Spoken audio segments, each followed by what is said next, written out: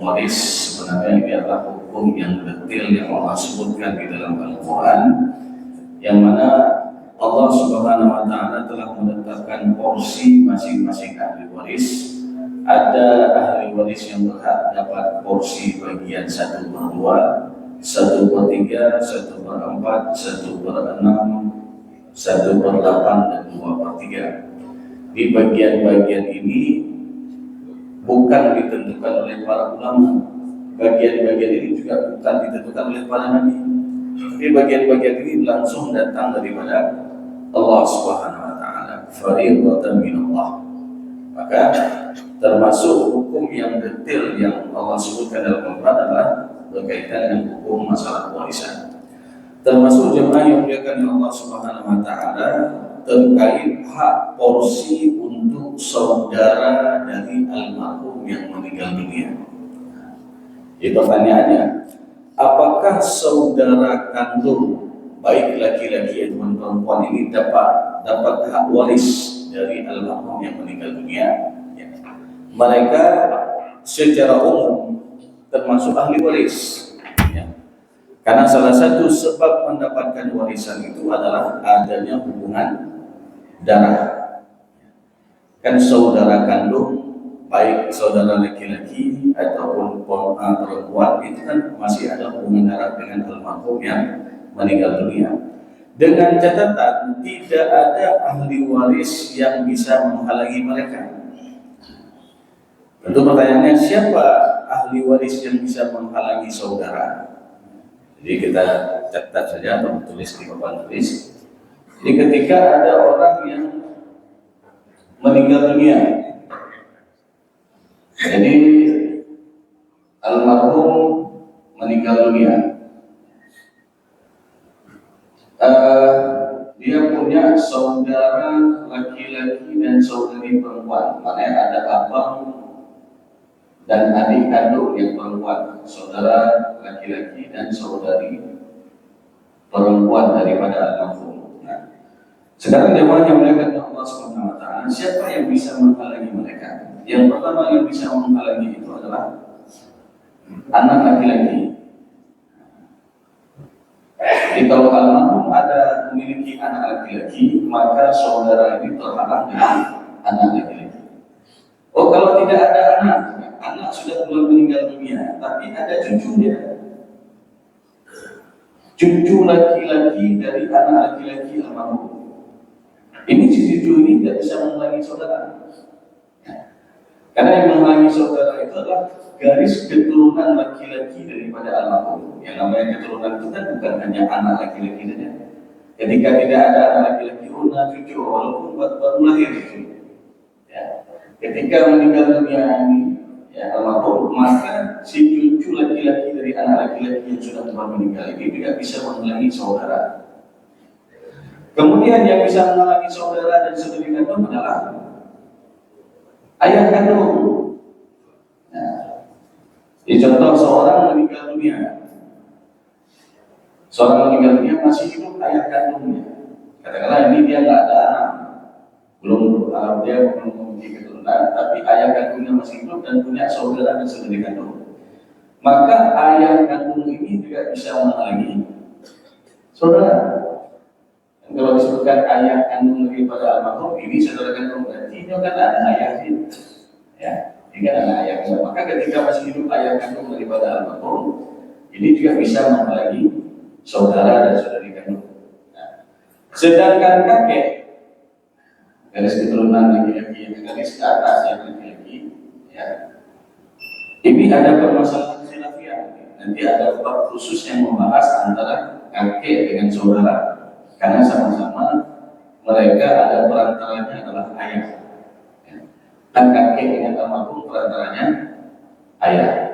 Almarhum dengan saudara kandung itu perantaranya juga ayah.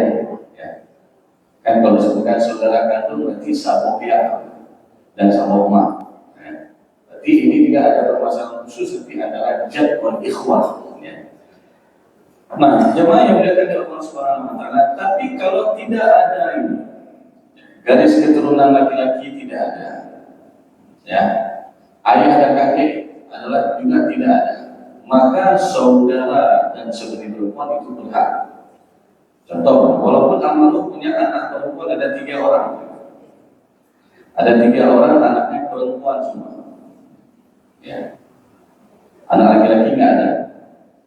Kemudian almarhum ini ada meninggalkan seorang istri, berarti yang meninggal adalah seorang suami. Jadi seorang suami meninggalkan istri, 3 anak perempuan. Kemudian misalkan di sini masih hidup ibu kandung, ya, mak daripada almarhum kemudian, ya, kemudian ada saudara dan saudari kandung. Maka kalau kasusnya seperti ini, secara porsi yang pertama, istri dapat bagian 1/8 berdasarkan surat An-Nisa ayat 12, karena almarhum ini ada keturunan. Ya. Kemudian untuk 3 orang anak perempuan, mereka dapat porsi 2/3 berdasarkan surat An-Nisa ayat ke-11. Qulna nisaa fawqa thnataini falakunna thulutsa ma tarak. Kemudian untuk ibu kandung berapa porsinya? 1/3 kalau nggak ada anak dan nggak ada saudara yang lebih dari 1. Tapi kalau ada anak ataupun ada saudara yang lebih dari 1, ini mempengaruhi bagian itu menjadi 1/6. Nah, sedangkan sisa itu ada hak saudara dan saudari kandung. Dua-duanya ini ada hak. Bukan hanya saudara laki-laki saja yang berhak, tapi saudari perempuan juga ada hak. Sehingga kalau dalam hitungan matematikanya, ketika kita lihat ahli warisnya tadi ada istri, ada 3 anak perempuan, kemudian ada ibu kandung, kemudian ada saudara laki-laki dan saudari perempuan kandung. Maka secara porsinya istri dapat bagian 1/8, 3 anak perempuan 2/3, ibu 1/6, saudara dan saudari perempuan kandung mereka dapat mansofah bil ghairi. Dari mana kita tahu mereka dapat mansofah bil ghairi? Nanti bisa dilihat dalam surat An-Nisa ayat 176. فَإِنْ كَانُوا إِخْوَةً رِجَالًا وَنِسَاءً فَلِلذَّكَرِ مِثْلُ حَظِّ الْأُنْثَيَيْنِ. Jadi ketika almarhum punya ikhwah, ada saudara laki-laki atau perempuan, rijal wa nisa, faliddzakari mithlu hadzil unthayain, maka untuk laki-laki berlaku kaidah 2/1 dengan saudari perempuan. Kita lihat penyebut yang ada jemaah yang dimuliakan Allah Subhanahu wa taala. Penyebut bagian ahli waris ada 8, 3 dan 6. Berarti pembagiannya berapa? 24. Ya. 24 sebagai pembagian ataupun disebut dengan asal masalah. 24 dibagi 8 hak untuk istri, 3 porsi. 24 bagi 3, yang 4 kali 2, karena 2/3, jadi 24 bagi 3 kali 2, ini kali 1 nggak kita kali lagi, ya. Jadi 24 bagi 3 8 kali 2 16 bagian untuk 3 orang anak perempuan. Kemudian 24 dibagi 6 4 bagian. Sekarang kita lihat ada sisa nggak saudara? Berarti 3 tambah 16 19 tambah 4 23, sisa dari 24 23, sisa 1 bagian ini untuk saudara dan saudari kandung. Nah, sekarang kalau misalkan almarhum ada harta peninggalan misalkan 500 juta, ya. Jadi ada harta Rp 500 juta. Sebelum harta ini difaraikan kepada ahli waris, harus dipulangi dulu.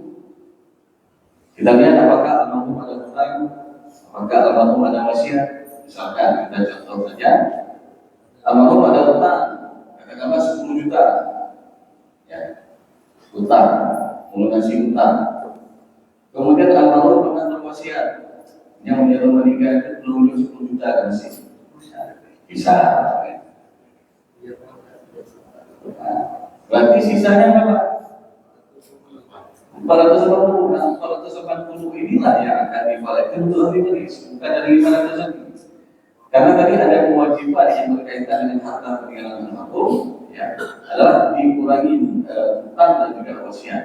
Ini juga berdasarkan surat An-Nisa ayat 11 dan ayat 12, itu diulang sampai 4 kali, di wasiyatin yusi biha audain, yusar biha audain, dan seterusnya.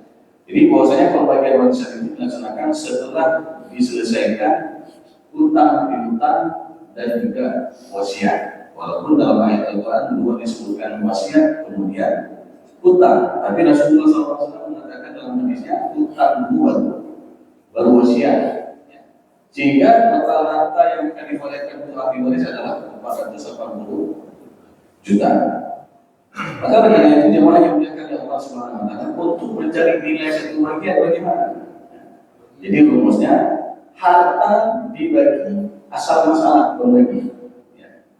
Berarti 480 dibagi 24. Ini kan habis ini. Ya, 20. Berarti nilai satu bagian itu adalah 20 juta. Sehingga istri 3 bagian kali 20 juta. Dapat dia 60 juta. 3 anak perempuan ada 16 bagian kali 30 juta, kali 20 juta sama dengan 320. Nah, 320 ini akan dibagi 3 karena nilai wanita. Ya.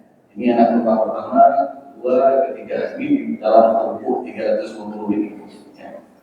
Kemudian untuk ibu ada 4 bagian kali 20 juta, berarti 80 juta untuk ibu kandung. Nah, sedangkan untuk saudara dan saudari perempuan kandung, dia dapat 20 juta. Nah, 20 juta ini dibagi 3. Kenapa dibagi 3? Karena kaedahnya laki-laki 2 bagian, perempuan 1 bagian. Ya. Nanti laki-laki ngambil 2 porsi, ya. Perempuan 1 porsi dari bagian 220 juta ini. Ya. Jadi seperti inilah ilustrasi jemaah yang tentang cara penyelesaian kasus warisan. Dan dalam hal ini perlu kita tegaskan, saudara dan saudari perempuan kandung juga dapat hak. Dan jangan sampai nanti kan almarhum ada ibu nggak bisa menghalangi saudara dan saudari kandung. Ya. Almarhum nama, ya. Jadi ibu ini nggak bisa menghalangi saudara dan saudari kandung. Ya. 3 anak perempuan ini juga nggak bisa menghalangi saudara dan saudari kandung. Jadi mereka secara hak itu dapat hak. Jadi ini jemaah yang dimuliakan oleh Allah Subhanahu wa taala, contoh kasus yang berkaitan dengan di sana juga ada hak saudara yang ditinggalkan oleh almarhum. Nah, kemudian kalau kondisi di sana tidak ada saudara laki-laki, yang ada hanya saudari perempuan, makanya almarhum punya adik perempuan ataupun kakak, 1 orang atau lebih dari 1, saudara laki-lakinya tak ada. Maka untuk saudari perempuan kandung, mereka atau dia mendapatkan bagian asabah ma'al ghairi. Kenapa? Karena dia bersama dengan keturunan perempuan saja. Jadi kalau di sini ada yang ada hanya perempuan, saudari perempuan, dan ada keturunan perempuan, maka saudari perempuan kandung ini dapat bagian asabah ma'al ghairi. Dia dapat sisa. Ya. Kenapa saudari perempuan kandung ini dapat sisa? Ini juga berdasarkan hadis sesuatu yang menyebutkan ij'alu al-akhawat ma'al banat asabatan. Jadi karena saudari perempuan kandung ini ketika bersama dengan keturunan perempuan saja, tidak ada yang laki-laki, maka dia mendapatkan asabah. Maka jemaah yang dimuliakan oleh Allah Subhanahu wa taala, ini termasuk asabah yang didapatkan oleh pihak perempuan, asabah ma'al ghairi. Ya. Walaupun di sini kadang-kadang kan ada kasus, kadang-kadang di sini ada paman, abang adik ayah ataupun abang ayah daripada almarhum. Jadi kalau ditanya siapa berhak dalam kasus ini, saudari kandung dengan paman, ya, maka dalam hal ini lebih berhak saudari perempuan kandung, walaupun dia perempuan. Karena ada sebagian orang kita mengatakan yang anak merupakan yang saya lain, yang merupakan wali. Tunggu, secara kaidah saudari perempuan kandung ketika berjumpa dengan keturunan perempuan saja dia dapat asabah ma'al ghairi. Ketika saudari perempuan kandung ini dia asabah ma'al ghairi, maka kekuatan menghalangnya sama seperti saudara laki-laki. Jadi saudara laki-laki seakan-akan saudara laki-laki ini menghalang paman.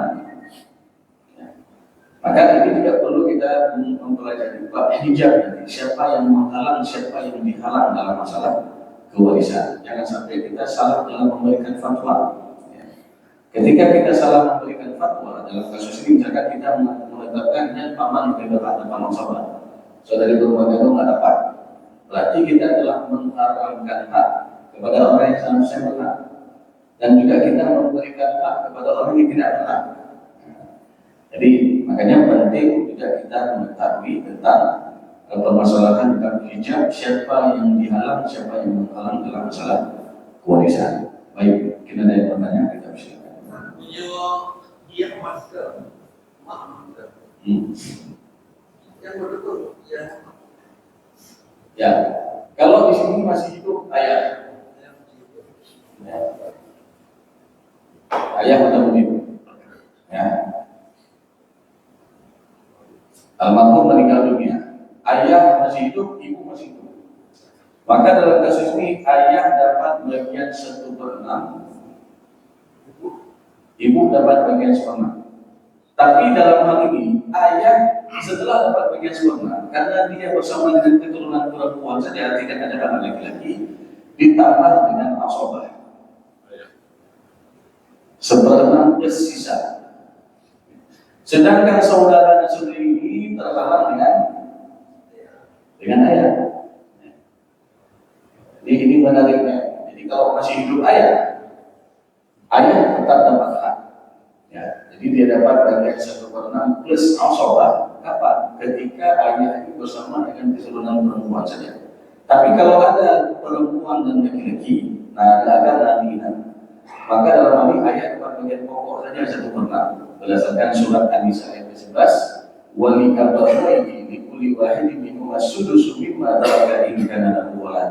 Jadi untuk kedua orang tua itu masing-masing dapat bagian 1/6 ayat 1/6 ibu 1/6 jikalau almarhum ini punya walad, punya keturunan. Dalam hal ini laki-laki dan perempuan. Jadi kalau kita mau mencari ayah ada sisa dalam kasus ini, ya kan? Jadi kalau kita cari tadi istri dapat bagian 1/8, kemudian ada 3 anak perempuan dapat 2/3, kemudian ada ibu dapat 1/6, kemudian ada ayah dapat 1/6 plus asabah. Jadi kita lihat masih ada sisa. Ini 24 tadi, 24 3 bagian, 16 bagian, 24 bagi 6 pada 4. 24 bagi 6 ini 4. Nah kita lihat kasus ini. Pembaginya 24, hak untuk ahli waris berapa? Udah 27 kan? Nah, 16 tambah 4, 20 tambah 7, 27. Maka ini disebutkan dengan masalah aun. Ya, masalah aun. Jadi secara hak mereka semua berhak. Sedangkan ayah tadi dapat 1/6 plus asabah kalau ada sisa. Kalau nggak ada sisa, maka ayah dapat bagian pokok saja itu 1/6. Maka dia dapat 4 porsi. Di dalam kasus ini namanya kasus aun. Jadi pembaginya bukan lagi 24 ya, tapi pembaginya 27. Dilihat dari jumlah bagian ahli waris. Jadi semua berkurang. Ya. Bagian istri dan nggak jadi dapat 1/8 berkurang. Ya. Bagian 3 anak perempuan nggak jadi dapat 2/3 berkurang. Jadi kalau ini dari seharusnya 3/24 akhirnya 3/27. Kan berkurang. Ya. di bagian ibu sebenarnya harusnya dia 4/24. Ya, akhirnya dia mendapat 4/27. Jadi sama-sama berkurang karena secara hak semua ini berhak. Nah, kecuali kalau dalam kasus ini anak perempuannya 1 orang. Kalau anak perempuan 1 orang, dia dapat bagian setengah. Dapat bagian setengah. Berarti setengah dari 24 berapa? 12. Ya. Kita lihat 3, 12, 4, 4. Ada sisa? Ya. Sisa 1 kan? Maka dalam hal ini ayah dapat sisa. Itu dia maksudnya. Jadi ayah dapat 1/6 plus asabah ketika bersama dengan keturunan perempuan saja. Jadi yang intinya juga dalam kasus ini yang kita menyebutkan, kalaupun almarhum memiliki keturunan, anak-anak ini nggak bisa lagi ke atas. Di ke atas juga ada hak orang tua, ayah dan ibu, ini tidak masih ada hak. Walaupun misalkan kita lihat dalam kasus ini bisa ayah sudah meninggal dunia. Ayah sudah duluan meninggal dunia, tapi kakek dari sebelah ayah masih hidup. Nah, pertanyaannya apakah di sana ada hak kakek dari sebelah ayah? Ada, walaupun almarhumnya bukan nama, ada yang bukan dulu. Ya, jadi kakek ini menggantikan posisi ayah ketika ayah daripada almarhum ini sudah meninggal. Jadi berapa porsi bagian kakek? Kakek juga dapat bagian 1/6 plus nasabah kalau ada sisa. Nah, jadi nanti jangan disebutkan. Kita mendengar kan almarhum nama mak menghalangi kakek, mak menghalangi kakek dari sebelah mama. Tapi dari sebelah ayah itu tetap dapat hak dengan catatan ketika tidak ada ayah. Menyenangkan agama tetap dapat. Jadi kalau almarhum ini punya anak laki-laki, anak ya. Makanya kalau almarhum ini punya keturunan laki-laki atau perempuan itu nggak bisa menghalangi ke atas masih ada anak. Ya. Tapi kalau ada di sini anak laki-laki, maka untuk ayah atau kakek di sini dapat bagian 1/6 saja, nggak dapat sisa, karena sisa didapatkan oleh mereka. Mereka akan mengambil sholat bil ghairi, pembagiannya 2/1, berarti ada 1 laki-laki 3 perempuan, dari sisanya tadi dibagi 5. Laki-laki yang 2 bagian, perempuan 1 bagian. Seperti itu. Ya. Tapi ini bukan waris sama sendiri, ada surat yang digantikan ke bank. Udah di situ uangnya itu dipakai sendiri, apakah sudah ada? Dipakai sendiri yang mananya dia termasuk ahli waris. Umpamanya kita punya surat tanah orang tua. Berarti anaknya, salah satu anak menggadaikan. Jadi kita dulu pakai uang sendiri menggunakan perusahaan. Apakah sudah kita berapa? Dari hasil kita menggadaikan surat tanah tadi itu, Orang tua masih hidup dan meninggal. sudah meninggal. Nah, sebenarnya ketika orang tua meninggal dunia, dari harta yang ditinggalkan oleh orang tua itu adalah hak semua. Di sana ada hak semua ahli waris. Ya. Jadi kalau almarhum punya misalkan 3 anak laki-laki, 4 anak perempuan, berarti dari aset yang ditinggalkan oleh almarhum semua ada hak. Ya. Berarti semua ada bagiannya, pembagiannya nanti dibagi 10. Ya. Nah, misalkan ada salah satu ahli waris menggadaikan 1 sertifikat toko peninggalan almarhum, tentu ini harus ada izin daripada semua ahli waris. Jadi nggak boleh dia main sendiri, dia menggadaikan, lalu dia menikmati hasil. Nah, ini nggak boleh. Karena di sana ada hak orang lain. Sama misalkan di baru-baru ini juga terjadi. Ketika orang tua meninggal dunia, jadi punya anak-anak, lalu salah satu ahli waris yang paling tua dia inisiatif untuk menghibah salah satu aset harta peninggalan orang tuanya untuk masjid, ya ibadah masjid. Nah, padahal itu adalah harta milik bersama. Nah, sedangkan syarat hibah itu adalah harus dimiliki secara sempurna oleh si pemberi hibah. Nah, jadi dia boleh menghibah yang menjadi hak milik dia saja. Nah, kecuali yang lain juga ridho. Ya, jadi yang lain juga. Makanya ini juga kadang-kadang terjadi masalah. Ya. Kalaulah usaha yang di untuk modal usaha dari yang dia gadaikan tadi ada hasil, ya, tentu ini juga akan jadi masalah.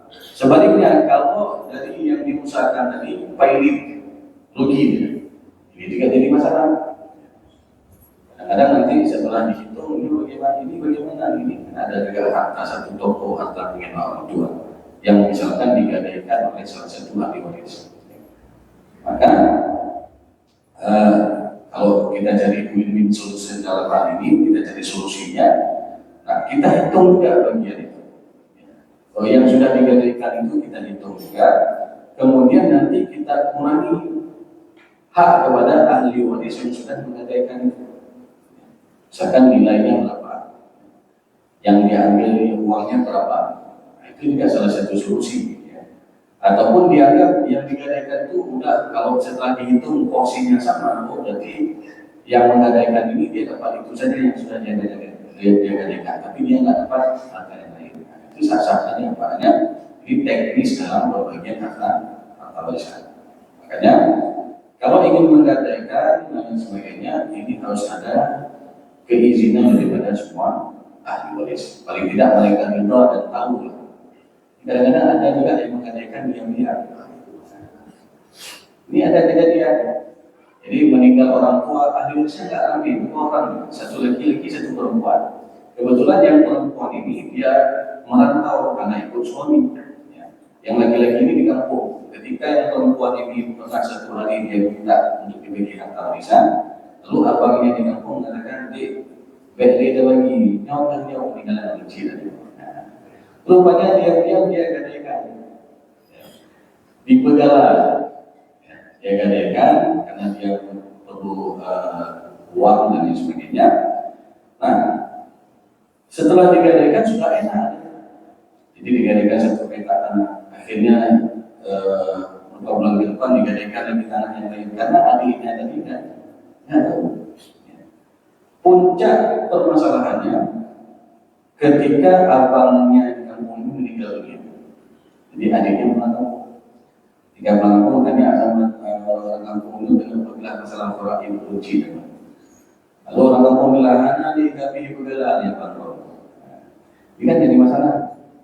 Karena praktek gala ini juga biasanya kan dengan nilainya emas. Ya. Jadi praktek itu dan kejadian ini ditanggung oleh warisan sudah sampai 10 tahun. Harga emas 10 tahun yang lalu dengan sekarang sudah berbeda. Sekarang sudah mau 4,7 satu ayam. Yang dulu mereka 10 tahun lalu baru nilainya 2 jutaan. Sehingga ini kan jadi masalah. Mana kita tutup? Makanya oleh karena itu dalam hal ini harus terbuka dan harus minta izin kepada ahli waris ya, ketika kita ingin menggadaikan sesuatu ataupun kita ingin menjadikan aset tersebut sebagai modal usaha. Allah SWT. Yang dimaksud kasus pegawai dengan kampung. Tapi kan model-model galanya atau sekarang masih itu misalnya sawah itu diberikan kepada orang yang pinjamnya ya. Tapi yang seharusnya dalam masyarakat ya, sebenarnya praktek galau itulah yang harus diperbaiki ya. Jika jangan kita menganggap kegiatan praktek galau ini sudah turun dari dulu kita akan itu benar dan menjadi tradisi benar.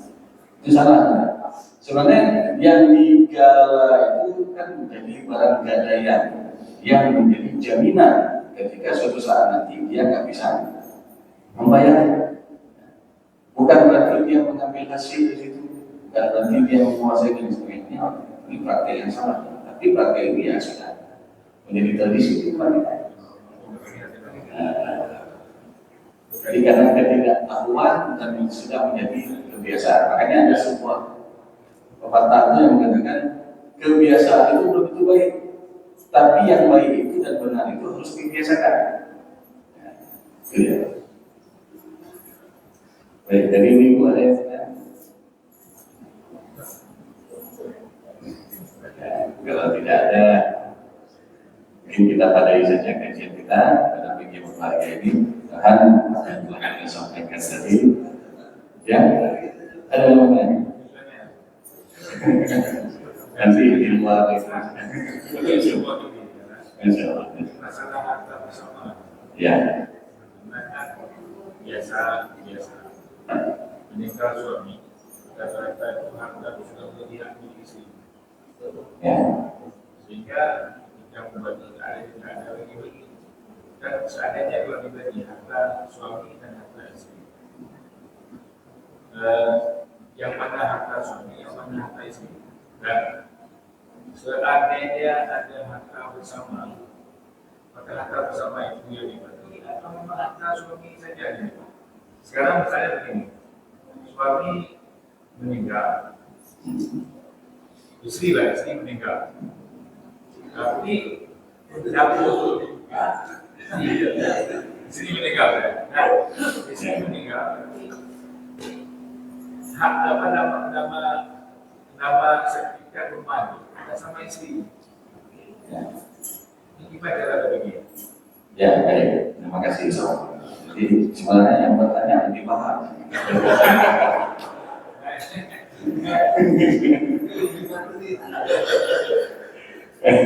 Baik.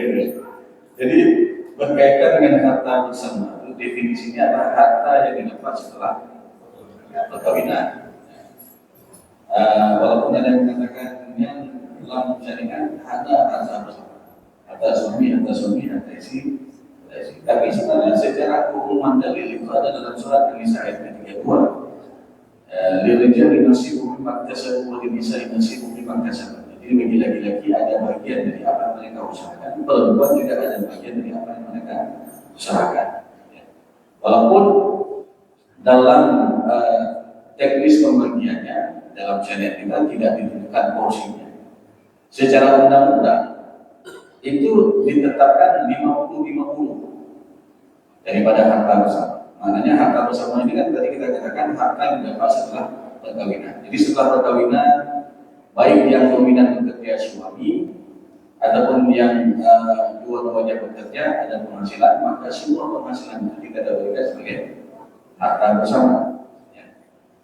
Walaupun misalkan ketika dimiliki aset satu pintu toko atas nama istri, jadi ini juga kita kategorikan sebagai harta bersama selama perolehan ini didapatkan setelah perkawinan, kecuali bisa dibuktikan bahwasanya ini adalah aset ini hasil dari warisan orang tua dulu.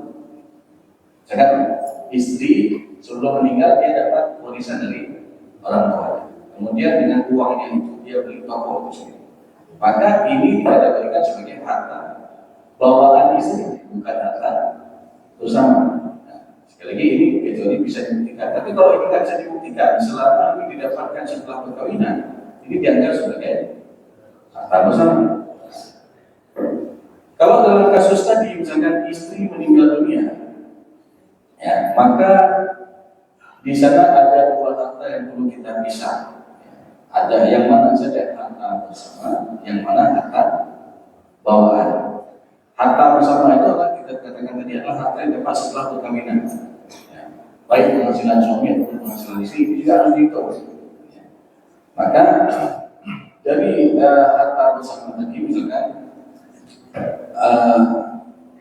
harta bersama ada nilai dengan 1 miliar misalnya. Ya. Setelah dihitung aset-asetnya ada toko, ada rumah, ada sawah,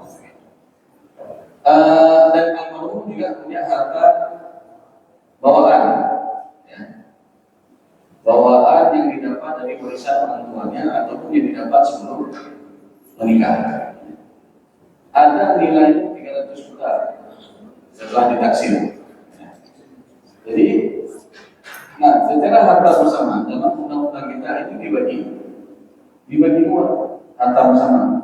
50% menjadi hak milik suami, berarti 500 juta, 500 juta lagi menjadi hak milik istri. Walaupun nanti dalam permasalahan harta bersama ini ada perbedaan. Kalau dari segi hukum agama kita, dalam syariat kita tidak ditentukan porsinya. Tapi di sana ada harta bersama. Dalam hukum adat itu ada perbedaan-perbedaan. Ada kadang-kadang dalam di sebuah daerah yang katakanlah suami lebih dominan bekerja. Misalkan orang yang ada di pinggir laut, suaminya sebagai nelayan yang sehari-harinya dia mencari rezeki, dan kadang-kadang mendapatkan tantangan alam yang luar biasa, lagi ibadahnya, ya, dengan ujian layak, tapi dia cari rezeki. Maka dalam kasus ini dia boleh jadi pembagian harta bersama itu 2/3 untuk suami, sepertiga untuk perempuan. Ini jadi pemahaman. Ada juga dalam sebuah adat suami istri dalam sebuah daerah kebiasaannya suami istri sama-sama di asal ular, pergi ke sawah sama-sama, sehingga ini dapat 50-50. Ada juga yang kadang-kadang tidak dapati, seperti di daerah ini ke atas ini ada penelitian perempuannya lebih dominan bekerja, urinnya dia olahraga duduk buat jago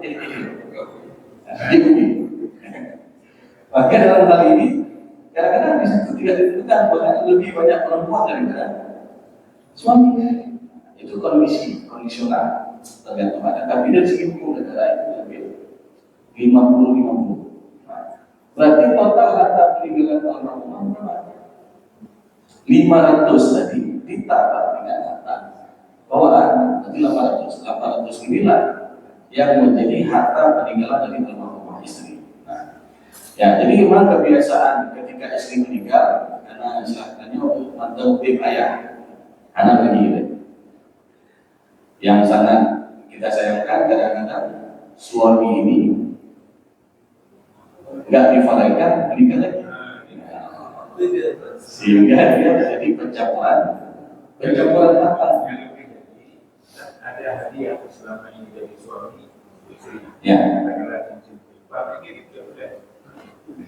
Padahal hadiah itu sudah jadi hak milik bawaan. Bawaan yang jadi suami. Makanan.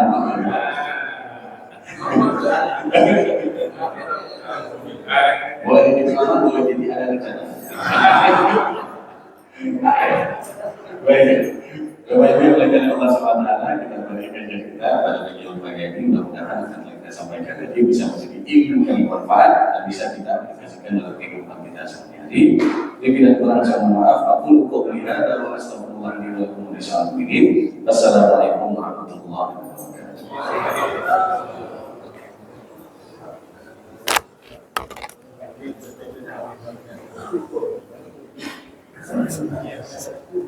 Terima kasih Ustaz.